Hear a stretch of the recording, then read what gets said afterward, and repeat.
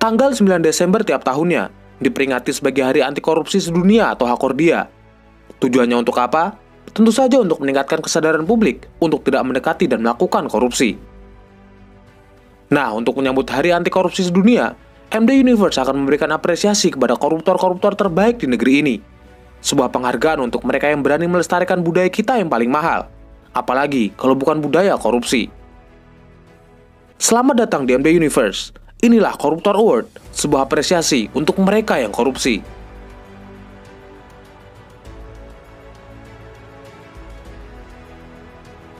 Mari kita buka award ini dengan membaca salah satu tweet legendaris seorang mantan menteri saat merayakan Hari Anti Korupsi tahun 2019.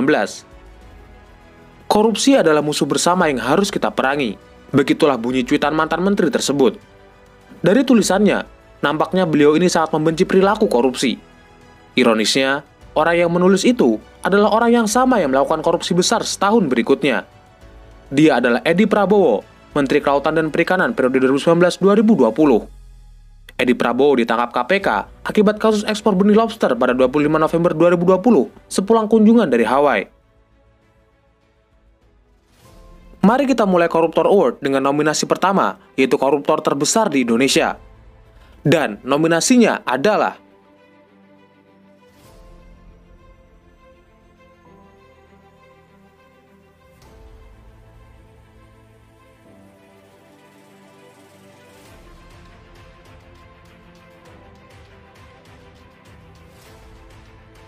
dan pemenangnya adalah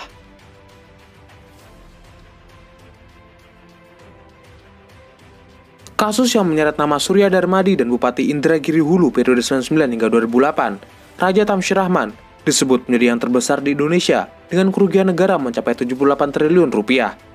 Kasus dugaan korupsi Surya Darmadi juga dipastikan menjadi rekor korupsi terbesar yang berhasil diungkap oleh Kejaksaan Agung. Surya Darmadi adalah pemilik perusahaan PT Duta Palma Group. Darmadi sempat masuk dalam daftar orang terkaya di Indonesia ke-28 menurut majalah Forbes pada tahun 2018. Pada 2014, KPK menetapkan Surya Darmadi sebagai tersangka dalam kasus suap alih fungsi hutan di Riau yang juga menjerat mantan Gubernur Riau Anas Ma'amun. Namun belum selesai diperiksa, Darmadi kabur ke luar negeri. Pada 2022, KPK kembali menetapkan Surya Darmadi sebagai tersangka karena diduga melakukan korupsi dalam penyerobotan lahan seluas 37.000 hektar di wilayah Riau melalui PT Duta Palma Group. Selain menjadi koruptor terbesar, Surya Darmadi juga merupakan koruptor yang licin. Sebelum menyerahkan diri, Surya adalah buron yang menghindari proses hukum selama 8 tahun. Surya Darmadi menjalani sidang perdana di Pengadilan Tipikor Jakarta Pusat pada 8 September tahun 2022. Bapak itu harta yang dikumpulkan sebelum kita korupsi ini, Pak. Saya nggak korupsi. Nominal kerugian negara kasus Surya Darmadi sebesar 78 triliun rupiah mengalahkan kasus-kasus mega korupsi sebelumnya, seperti kasus PT TPPI yang merugikan negara sekitar 37,8 triliun dan kasus korupsi PT Asabri dengan total kerugian negara sekitar 22,7 triliun. Nominasi selanjutnya adalah koruptor termuda di Indonesia. Dan nominasinya adalah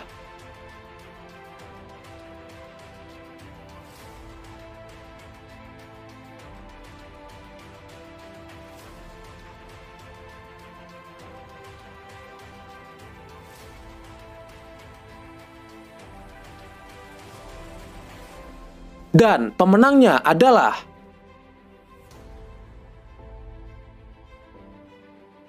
apa yang kamu lakukan saat berusia 24 tahun?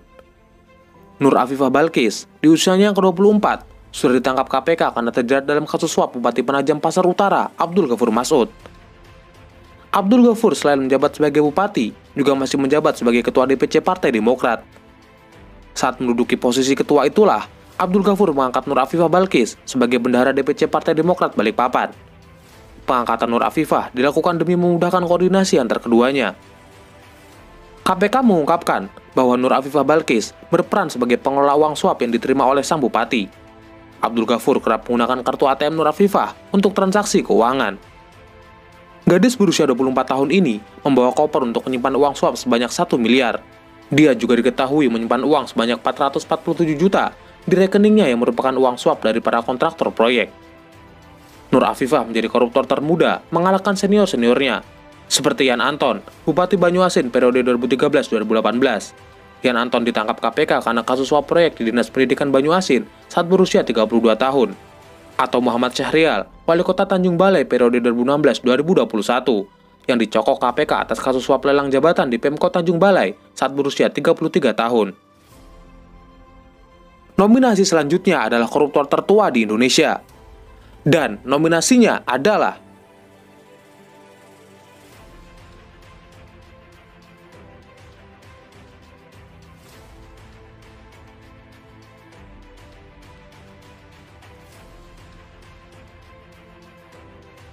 dan pemenangnya adalah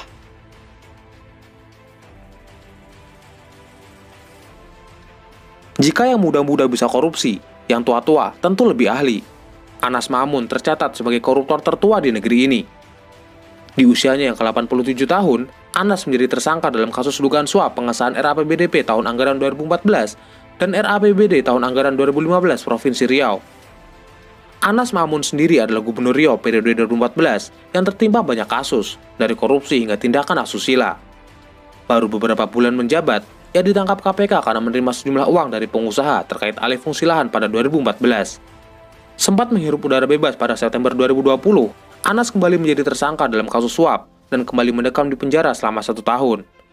Usia Anas melampaui koruptor-koruptor yang lain, seperti Oce Kaligis yang berusia 77 tahun, mantan Gubernur Papua, Barnabas Webu 73 tahun, atau mantan Menteri Kesehatan, Siti Fadila Supari yang berusia 70 tahun. Nominasi selanjutnya adalah korupsi paling berjamaah di Indonesia. Dan nominasinya adalah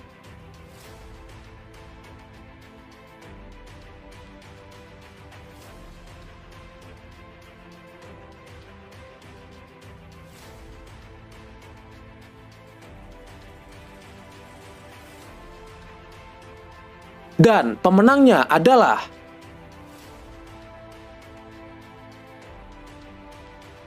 selain ibadah, korupsi pun bisa dilakukan secara berjamaah alias bersama-sama. Korupsi secara kolektif ini biasanya menyasar lembaga pemerintahan legislatif di tingkat provinsi maupun kabupaten. Dan korupsi paling berjamaah yang tercatat adalah kasus korupsi APBD yang dilakukan oleh 43 anggota DPRD Sumatera Barat pada tahun 2002.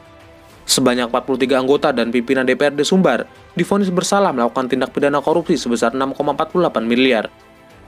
Kasus DPRD Sumbar mengalahkan beberapa pesaingnya, seperti DPRD Malang dan DPRD Kota Padang yang melakukan korupsi berjamaah sebanyak 40 anggota, atau DPRD Kota Jambi yang menerima suap dari gubernur sebanyak 23 anggota.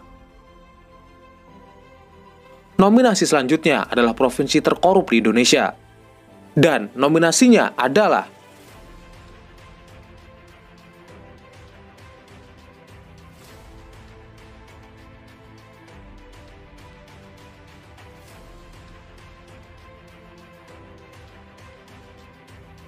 dan pemenangnya adalah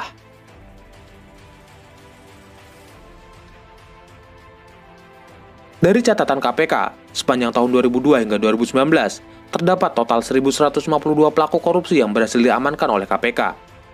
Pada 2020, KPK merilis laporan tentang provinsi paling korup berdasarkan data dari 2002 hingga 2019. Dan Jawa Barat menjadi ranking pertama sebagai provinsi paling korup di Indonesia dengan total 101 kasus. Sedangkan di peringkat kedua dan ketiga, ada Jawa Timur dengan 85 kasus dan Sumatera Utara dengan 64 kasus. Nominasi selanjutnya adalah koruptor dengan hukuman terlama di Indonesia. Dan nominasinya adalah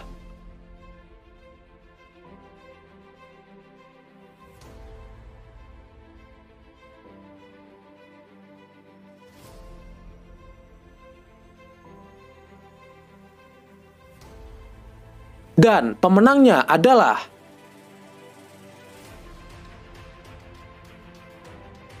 hukuman bagi koruptor memang berbeda-beda, namun kebanyakan di bawah 10 tahun penjara. Tapi untuk kasus Akil Mokhtar, dia harus menelan pil pahit karena divonis penjara seumur hidup, menjadikannya sebagai salah satu koruptor dengan hukuman terlama yang pernah ada di Indonesia. Akil Mokhtar adalah politikus senior sekaligus hakim yang pernah menjabat sebagai Hakim Konstitusi serta Ketua Mahkamah Konstitusi Republik Indonesia periode 2013. Dia menulis buku tentang anti korupsi, bahkan mengusulkan agar para koruptor dipotong jarinya. Namun, 1 tahun berikutnya, Akil Mukhtar justru dinyatakan sebagai tersangka korupsi pada tahun 2013. Akil menerima suap dan gratifikasi terkait sengketa pilkada di 15 daerah, serta melakukan pencucian uang senilai ratusan miliar rupiah. Penjara seumur hidup untuk Akil dinilai wajar karena dirinya telah merusak nama baik hakim dan lembaga peradilan di Indonesia. Selain Akil, sebenarnya ada nama-nama lain yang harus mendekam di penjara seumur hidup akibat korupsi, seperti Brigjen Teddy Hernayadi, Andrian Woworuntu, dan 3 mantan direksi Jiwasraya.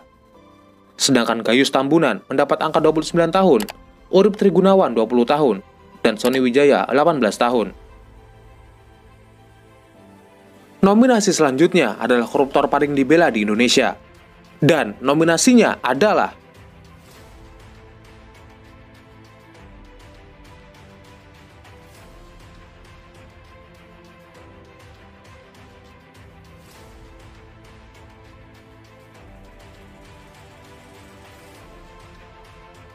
dan pemenangnya adalah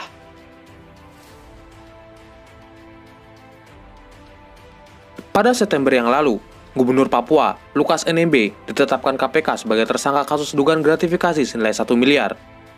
Pasca penetapan tersebut, massa yang tergabung dalam Koalisi Rakyat Papua melakukan aksi unjuk rasa di Jayapura.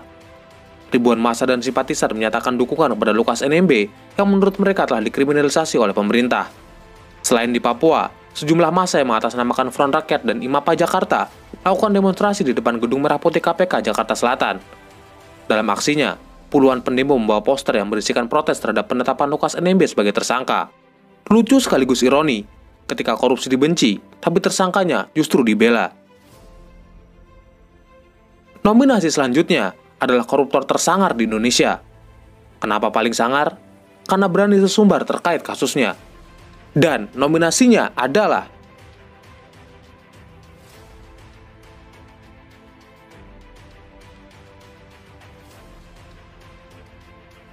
dan pemenangnya adalah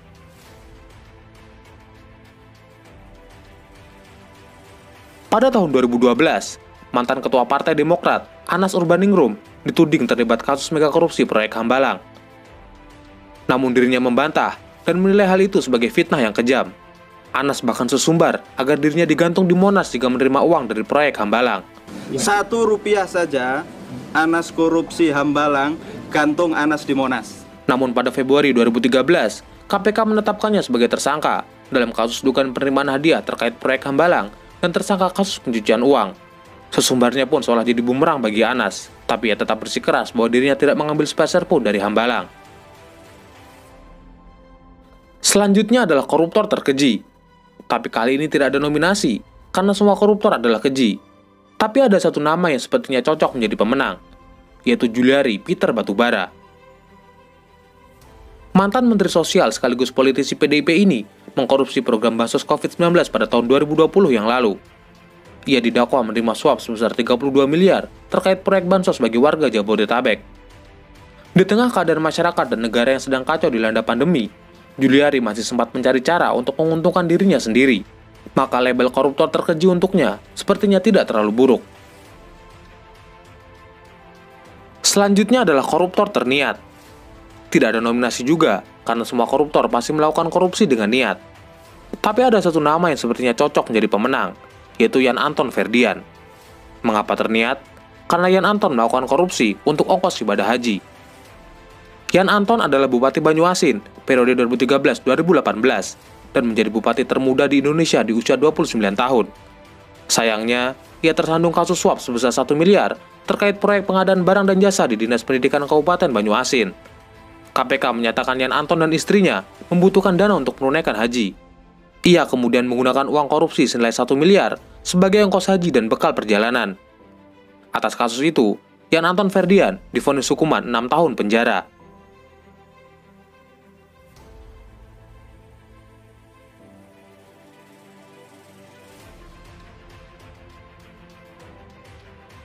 Paling efektif itu adalah diri kita sendiri. Tidak ada orang yang bisa mengendalikan diri kita selain diri kita sendiri. Jadi saya pendekatannya nggak terlalu yang sistem ilmiah gitu-gitu. Udah pusing mas ini. Ingetin aja, kamu jangan lupa kalau kamu kenapa korupsi, kasihan anak istrimu, kasihan anak suamimu. Mereka pasti keluar malu. Nominasi selanjutnya adalah koruptor termodis di Indonesia. Dan nominasinya adalah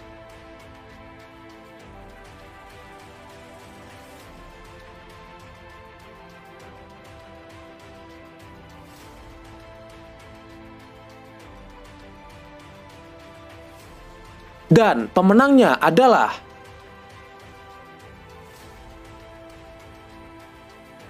sulit sebenarnya menentukan siapa paling modis dari koruptor-koruptor cantik ini.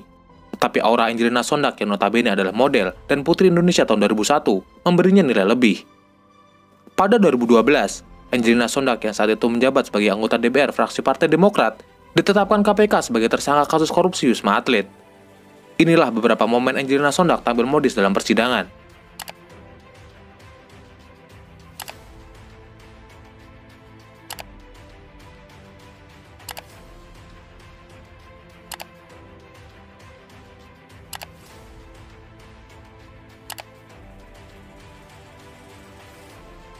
Selanjutnya adalah koruptor terganteng di Indonesia.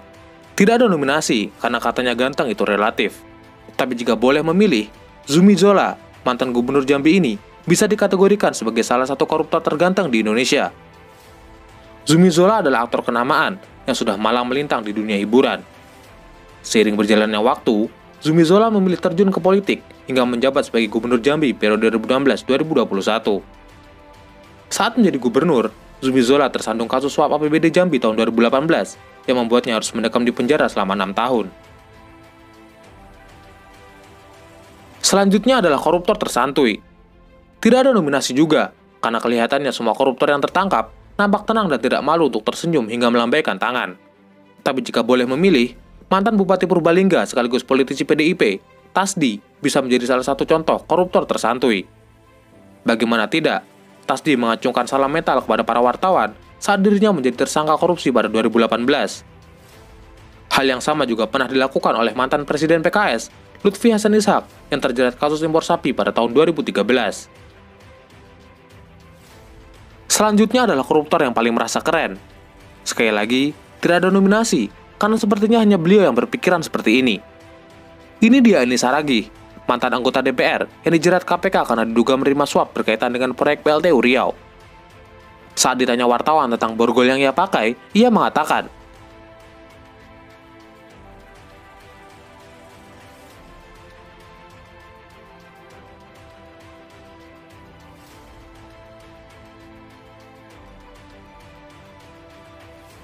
gelengkan kepala dan katakan, Tidak!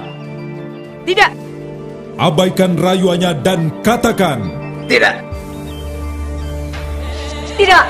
tutup telinga dan katakan, Tidak! Tidak! bergabunglah bersama kami. Katakan tidak pada korupsi. Selanjutnya adalah nominasi keluarga dan pasangan koruptor terbaik. Ada 4 nominasi, yaitu bapak dan anak, suami dan istri, kakak dan adik, serta nominasi terakhir adalah keluarga koruptor terbaik. Yang pertama adalah pasangan koruptor bapak dan anak terbaik. Dan nominasinya adalah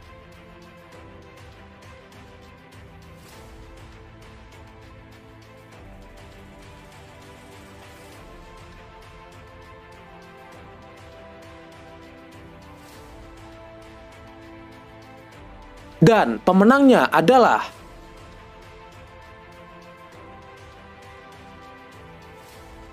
mengapa Soeharto dan Tommy Soeharto? Tentu saja karena kapasitas mereka sebagai presiden dan anak presiden. Majalah Forbes menobatkan Soeharto sebagai pemimpin negara terkorup di dunia. Jumlah korupsi Soeharto selama masa pemerintahannya diduga mencapai 15 hingga 35 miliar US dollar. Kasus yang menjerat Soeharto adalah kasus dugaan penyalahgunaan dana 7 yayasan sosial yang ia dirikan, seperti Yayasan Dana Sejahtera Mandiri, Yayasan Trikora, dan Yayasan Super Semar. Indikasi penyimpangan dana yayasan yang dikelola oleh Soeharto sebenarnya telah diendus oleh Kejaksaan Agung sejak 1 September 1998. Namun kasus itu sempat ditutup dan tidak dilanjutkan. Pada 3 Agustus tahun 2000, Soeharto resmi menjadi terdakwa kasus dugaan penyalahgunaan dana yayasan sosial. Sayangnya, kasus dugaan korupsi Soeharto menguap begitu saja hingga hari ini.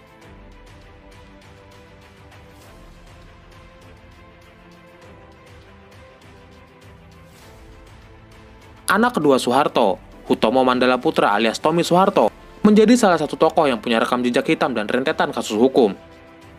Salah satu yang paling terkenal adalah saat Tommy Soeharto ditetapkan sebagai terdakwa dalam kasus korupsi Bulog pada Februari tahun 1999. Tommy divonis bersalah dengan hukuman 18 bulan penjara pada 22 September tahun 2000. Tommy sempat menemui Presiden Abdurrahman Wahid untuk mengajukan permohonan gerasi, namun ditolak. Ia kemudian memasukkan identitas dan melarikan diri. Pada 26 Juli tahun 2001, hakim yang menjatuhkan hukuman kepada Tommy, Safiuddin Kartasasmita, tewas ditembak oleh 2 orang suruhan Tommy. Tommy pada akhirnya tertangkap, diajukan ke pengadilan dan dinyatakan terbukti bersalah menjadi otak pembunuhan berencana. Dirinya dijatuhi hukuman 15 tahun penjara. Di penjara, Tommy masih bisa menikmati berbagai kemewahan. Televisi, sofa, kamar mandi dengan shower, penyucuk udara hingga telepon dan laptop tersedia di ruangannya. Berkat pengurangan masa hukuman oleh MA dan remisi yang diterimanya, Tommy dinyatakan bebas bersyarat di sepertiga masa tahanannya. Yang kedua adalah pasangan koruptor suami dan istri terbaik. Dan nominasinya adalah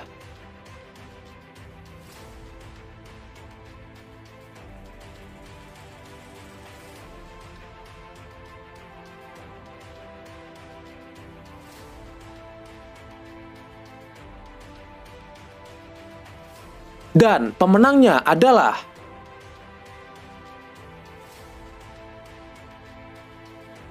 selain menjadi suami istri, Hasan Aminuddin dan Puput Tantriana juga membangun dinasti politik di Probolinggo selama 18 tahun yang akhirnya terjegal kasus korupsi. Hasan Aminuddin menjadi Bupati Probolinggo 2 periode, sejak tahun 2003 hingga 2013. Setelah masa jabatan bupatinya selesai, istri Hasan, Puput Tantriana Sari, melanjutkan kekuasaan menjadi Bupati Probolinggo sejak tahun 2013 hingga tahun 2024. Ironisnya, sepasang suami istri ini ditangkap KPK karena diduga terlibat dalam kasus suap jual beli jabatan di Kabupaten Probolinggo. Lebih miris lagi, Probolinggo masih termasuk dalam 10 daerah termiskin di Jawa Timur. Yang ketiga adalah pasangan koruptor adik dan kakak terbaik. Dan nominasinya adalah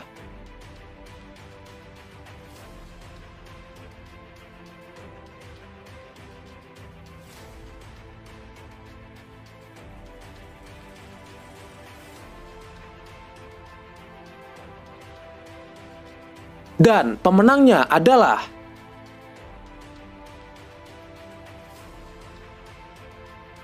Rahmat Yassin adalah Bupati Bogor 2 periode, dari tahun 2009 hingga 2018. Masa jabatan pertama dilalui Rahmat dengan mulus. Namun pada masa jabatan kedua, dia terjegal kasus korupsi. Rahmat ditangkap KPK dalam kasus tukar guling lahan. Hanya sepekan setelah bebas pada tahun 2019, Rahmat kembali ditangkap KPK karena kasus gratifikasi pejabat di lingkungan pemerintahan Kabupaten Bogor. Seolah mengikuti jejak sang kakak, adik kandung Rahmat, Ade Yassin juga ditangkap KPK. Ade Yassin ditangkap KPK atas dugaan suap pengurusan laporan keuangan daerah Kabupaten Bogor tahun anggaran 2021. Nominasi terakhir dari Koruptor Award kali ini adalah keluarga koruptor terbaik. Dan nominasinya adalah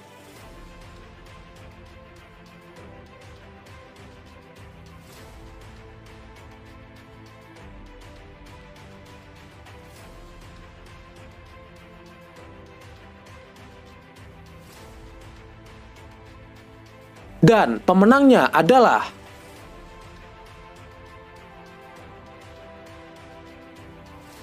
Dinasti Ratu Atut menjadi dinasti yang paling terkenal di daerah Banten. Ratu Atut dan keluarga besarnya, dari suami, adik, anak, adik ipar, menantu, bahkan ibu tiri, sempat menguasai posisi dan jabatan strategis di pemerintahan Banten selama puluhan tahun dan tak pernah tergoyahkan. Ratu Atut Khosyah adalah gubernur Banten 2 periode dan menjadi gubernur wanita pertama di Indonesia. Dalam masa kejayaan Atut inilah, anggota keluarganya satu persatu maju di pemilihan daerah, DPRD hingga DPR RI. Pada 2013, Ratu Atut dan adiknya, Tubagus Heriwardana alias Wawan, ditangkap KPK atas kasus suap hakim MK dalam sengketa Pilkada Kabupaten Lebak dan mega korupsi pengadaan alat-alat kesehatan di Provinsi Banten dari tahun 2011 hingga 2013. Wawan divonis 7 tahun penjara, sedangkan Ratu Atut divonis 12 tahun penjara. Adik Ratu Atut, Ratu Lilis Karyawati, juga harus mendekam di penjara selama 8,5 tahun karena terjerat kasus korupsi. Kasus yang menjerat Atut tak melemahkan kekuatan dinasti politiknya. keluarga besarnya masih bisa meraih kemenangan dalam pilkada daerah Banten.